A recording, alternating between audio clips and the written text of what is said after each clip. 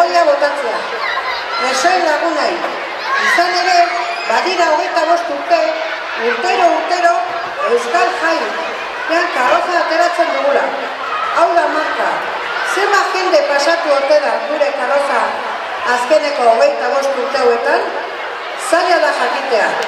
Karroza diseinua egin dutenak, ondoren karroza eraikitzen dutenak, gero margotu, eta Euskal Jaian egunean karrozaren atzetik desfilatu direnak. Denai eskerrik asko. Eta nola ez, karrozeroen artean ohitura denez, gure karroza eraikitzen lagundu izan diguten preso beste kuadriako kidei ere eskerrak. Eskerrik asko zueri ere bihotzetik. Zeren presoen laguna, karroza, beti izan da maila handi batean guztion karroza. Horrela, konpromisoa adierazi duzunei merezi duzuen omenaldia egin eta gero izan behar da ez dela guretzako pozik egoteko urteurrena. 25 urte irautea ez da inoiz gure asmoa izan. Ez da urte bete ere. Eta presoen eskubideak errespetatzea da gure helburua. Eta aspalditik errespetatuak izan behar ziren. Hala ere, ez da horrela izan. Tamalez, 25 urte pasatu dira eta gero aurten berriro ere euskal preso politikoa bizi duen egoera salatu beharrean gaude. Estatu espainolak eta frantsesak ezartzen duen kartzela politika guztiz injusta delako.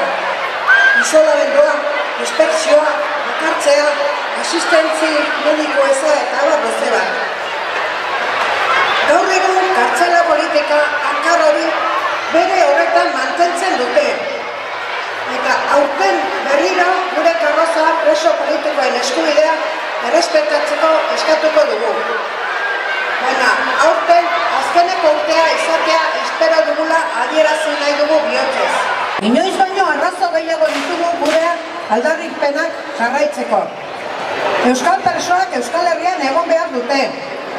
Preso gaixoak kalean egon behar dute. Haue dira gure eskaerak. Eta uste dugu Euskal jendeak gehiengoenak ere badirela. Azken finean, legea diona betetzea eskatzen ari gara, besterik ez. Bukatzeko, berriro, ondo pasa, dei egin nahi dizuegu. Kalera eta atera eta parte hartu. Ez dago etxean geratzeko aitzakirik. Horten batez ere ekonomikoa ezki pasatzen ari direnak kontuan hartu eta izu, botea jartzeko unean ez inorra hartu. Eskerrik asko, jai batzordeari, eta horretxu alden lanean ari zareten guztioi. Gora horretxu! Gora Santa Anastasia jaia!